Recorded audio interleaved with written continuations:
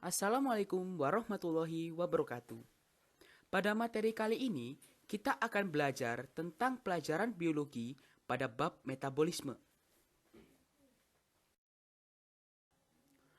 Ngomong-ngomong, apa sih itu metabolisme? Metabolisme secara umum dapat diartikan sejumlah reaksi kimia yang terjadi di dalam setiap sel organisme hidup. Metabolisme menyesuaikan energi untuk proses vital dan membentuk energi baru, seperti proses makanan yang berubah menjadi energi melalui metabolisme. Makanan yang dimakan dapat diubah menjadi energi untuk kelangsungan hidup. Melalui proses metabolisme makanan tersebut, dapat diartikan bahwa metabolisme sangat berperan penting pada organ manusia dalam kelangsungan hidup. Berkaitan dengan itu, metabolisme terdiri dari katabolisme dan anabolisme. Bedanya, katabolisme sendiri yaitu reaksi kimia yang berkaitan dengan proses pembongkaran, penguraian, atau pemecahan molekul. Contohnya adalah respirasi aerob dan respirasi anaerob. Anabolisme sendiri ialah reaksi kimia yang berkaitan dengan proses penyusunan. Contohnya fotosintesis dan kemosintesis. Kedua proses tersebut termasuk proses pembentukan atau penyusunan. Dapat kita simpulkan, metabolisme terbagi menjadi dua, yaitu katabolisme dan anabolisme.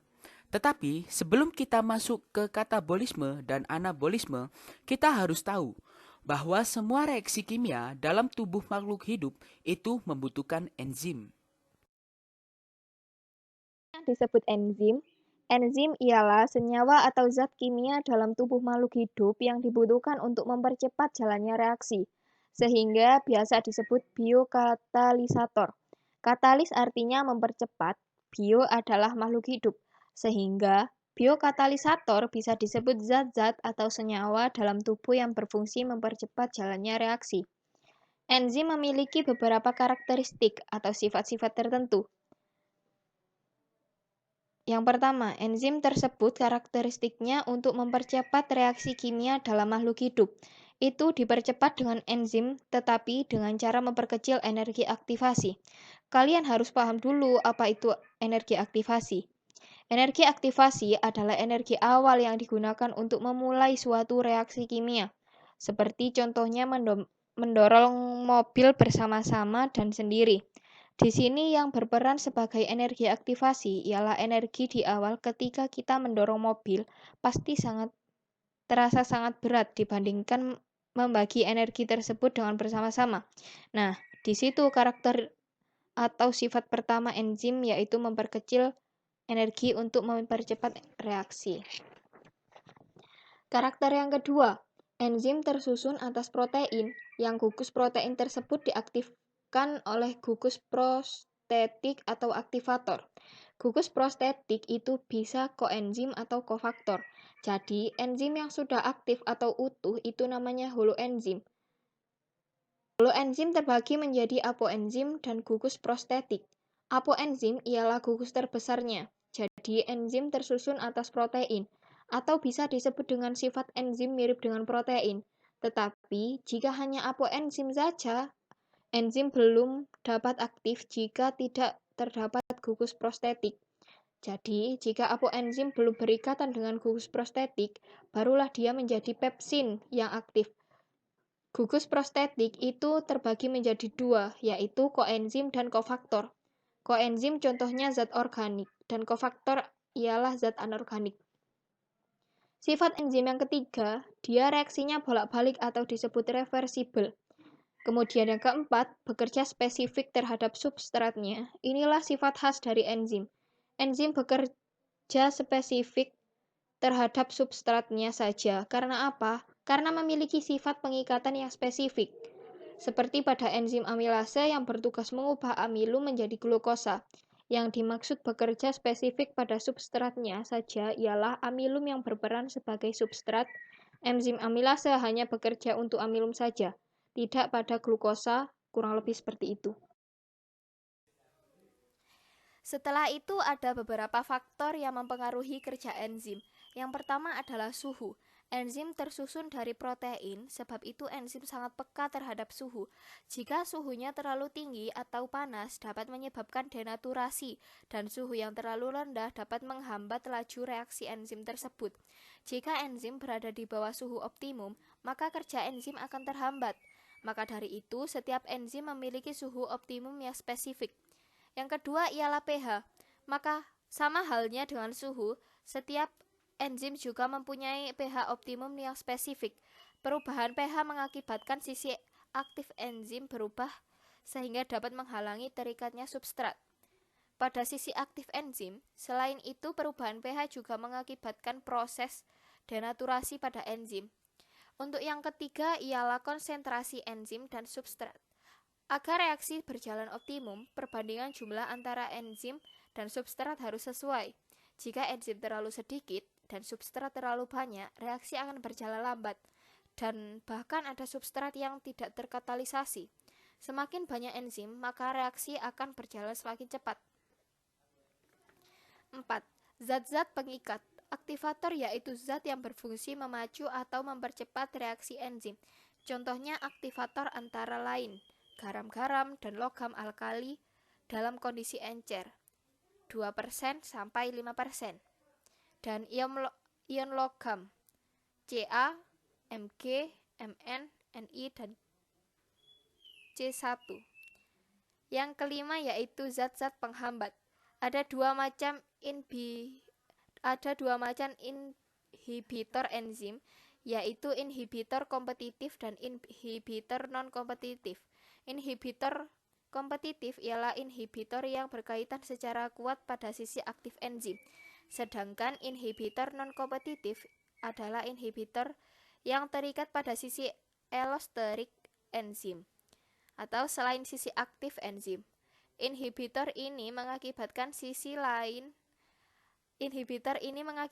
aktif enzim berubah sehingga substrat tidak dapat berkaitan dengan sifat sisi aktif enzim. Yaps, itu tadi sedikit informasi seputar enzim yang perlu diketahui. Sekarang kita masuk pada reaksi katabolisme. Seperti yang sudah dijelaskan di awal, katabolisme yaitu reaksi pemecahan atau pembongkaran yang tadinya senyawa-senyawanya kompleks dipecah menjadi zat-zat yang lebih sederhana. Contohnya adalah respirasi aerob dan anaerob atau fermentasi. Reaksi ini bersifat exotherm atau berarti melepas panas. Jadi hasil akhir dari reaksi ini biasanya mengeluarkan panas dan menghasilkan energi. Contohnya seperti pada saat kita bernafas mengeluarkan CO2, pasti terasa udara yang keluar panas. Reaksi ini juga menghasilkan energi.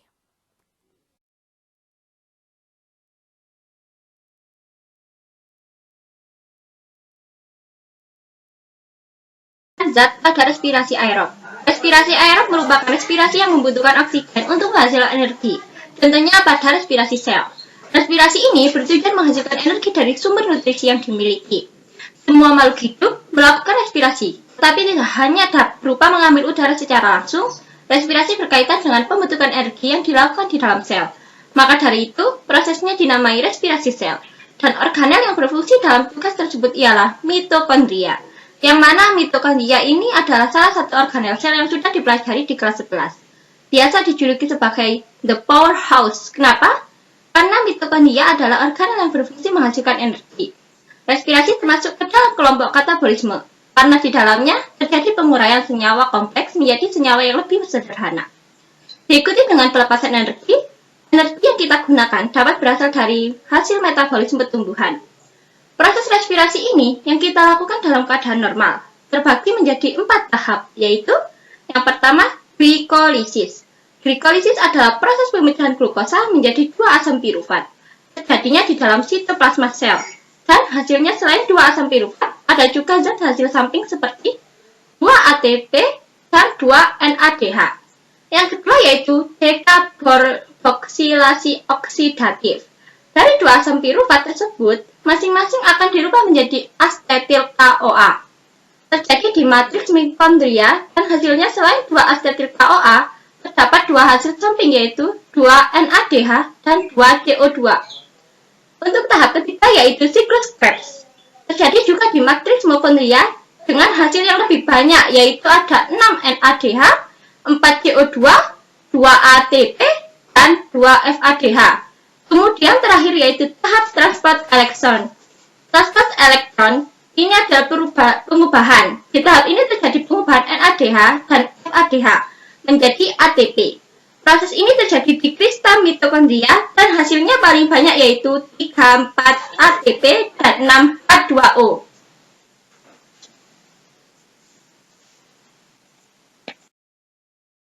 Yang kedua, respirasi anaerob. Respirasi anaerob sendiri adalah respirasi yang tidak membutuhkan oksigen untuk menghasilkan energi. Respirasi anaerob merupakan respirasi yang tidak menggunakan oksigen sebagai penerima akhir pada saat pembentukan ATP. Respirasi anaerob juga menggunakan glukosa sebagai substrat. Respirasi anaerob sering disebut juga fermentasi. Organisme yang melakukan fermentasi diantaranya adalah bakteri dan protista yang hidup di rawa, lumpur, makanan yang diawetkan, atau tempat-tempat lain yang tidak mengandung oksigen. Pada fermentasi, glukosa dipecah menjadi 2 molekul asam pirufat, 2 NADH, dan terbentuk 2 ATP. Tetapi, fermentasi tidak beraksi secara sempurna memecah glukosa menjadi karbon dioksida dan air. Serta ATP yang dihasilkan pun tidak sebesar ATP yang dihasilkan dari glukolisis. Dari produk yang dihasilkan fermentasi dibagi-bagikan menjadi 2, yaitu 1. Fermentasi asam laktat. Fermentasi asam laktat adalah fermentasi glukosa yang menghasilkan asam laktat. Fermentasi asam laktat dimulai dengan glikolisis yang menghasilkan asam pirufat. Kemudian berlanjut dengan perubahan asam pirufat menjadi asam laktat. Pada fermentasi asam laktat, asam pirufat bereaksi secara langsung dengan NADH membentuk asam laktat. 2. Fermentasi alkohol. Pada fermentasi alkohol, asam pirufat diubah menjadi etanol atau etil alkohol melalui 2 langkah reaksi, yaitu 1. Pembebasan CO2 dari asam pirufat yang kemudian diubah menjadi asetaldehida. 2. Reaksi reduksi asetaldehida oleh NADH menjadi etanol. NAD yang terbentuk akan digunakan untuk glikolisis. Selanjutnya, mari kita bahas anabolisme. Anabolisme itu adalah reaksi pembentukan kebalikan dari katabolisme. Begitu juga definisinya, seperti pembentukan dari zat-zat yang sederhana menjadi zat yang kompleks. Contohnya adalah fotosintesis dan homosintesis. Keduanya berakhiran sintesis karena sintesis itu adalah reaksi pembentukan yang biasa disebut juga dengan asimilasi, bersifat endotherm atau membutuhkan panas kebalikan dari sifat katabolisme. Dan anabolisme juga membutuhkan energi. Contohnya adalah fotosintesis dan kemosintesis. Fotosintesis. Fotosintesis adalah proses pengubahan zat organik H2O dan CO2 oleh klorofil menjadi zat organik atau karbohidrat dengan bantuan cahaya. Peristiwa fotosintesis dapat dinyatakan dengan persamaan reaksi kimia sebagai berikut. Fotosintesis terjadi di kloroplas, langsung melalui 2 tahap reaksi, yaitu tahap reaksi terang dan reaksi gelap. Reaksi terang memerlukan cahaya matahari, sedangkan reaksi gelap tidak memerlukan cahaya matahari. Manakah yang lebih dahulu terjadi? Reaksi terang atau reaksi gelap? Lebih dahulu terang. Kenapa? Karena hasil dari reaksi terang akan digunakan di reaksi gelap. Hasilnya apa saja? ATP, NADPH. Jadi ATP dan NADPH itu akan digunakan di reaksi gelap. Fotosintesis harus terjadi di siang hari karena butuh cahaya matahari. Pada reaksi terang membutuhkan cahaya, tetapi hasil dari reaksi terang akan digunakan di reaksi gelap. Otomatis reaksi gelap juga membutuhkan cahaya. Tetapi proses reaksinya itu sendiri tidak butuh cahaya. Jika ada cahaya pun tidak apa-apa. Itulah sebabnya ada beberapa tumbuhan yang melakukan reaksi gelapnya di malam hari. Lanjut kita ke kemosintesis. Mungkin kata fotosintesis sudah tidak asing, namun kemosintesis, apa itu kemosintesis? Kemosintesis merupakan proses penyusunan atau pembentukan zat organik dengan memanfaatkan sumber energi menjadi hasil reaksi kimia. Pada kemosintesis energi diperoleh dari hasil oksidasi senyawa anorganik yang diserap dari lingkungan. Misalnya sulfur, hidrogen, besi, amonia, dan nitrit hidrogen sulfida. Kemosintesis dapat ditemukan dalam 1. Pembentukan sulfat oleh bakteri sulfur Thiobacillus dan E. abiatoa 2. Pembentukan nitrat oleh bakteri nitrat dan bakteri nitrit Nitrosomonas, Nitrosococcus, dan Nitrobacter Bakteri-bakteri tersebut memperoleh energi dari hasil oksidasi senyawa-senyawa tertentu. Misalnya, bakteri besi memperoleh energi kimia dengan cara oksidasi Fe2+, (Fe(ro) menjadi Fe3+, (Fri). Bakteri Nitrosomonas dan Nitrosococcus memperoleh energi dengan cara mengoksidasi NH3, tepatnya amonium karbonat menjadi asam nitrit dengan reaksi ini. Organisme yang melakukannya disebut kemoautotrof. Bakteri kemoautotrof ini akan mengoksidasi senyawa-senyawa tertentu dan energi yang dihasilkan tersebut akan digunakan untuk asimilasi karbon. Itu tadi sedikit pembahasan tentang metabolisme dari kelompok kami. Atas kesalahan atau kurang kata kami mohon maaf dan semoga bermanfaat. Kami selaku tim penyusun, Angelina Putri Kanani absen 4, Anissa Fatma Khairul Fatika absen 6, Dava Azhar Revaldi absen 7, dan Dina Maulida absen 9. Terima kasih atas perhatiannya. Wassalamualaikum warahmatullahi wabarakatuh. Arigatou gozaimasu. Sheshe.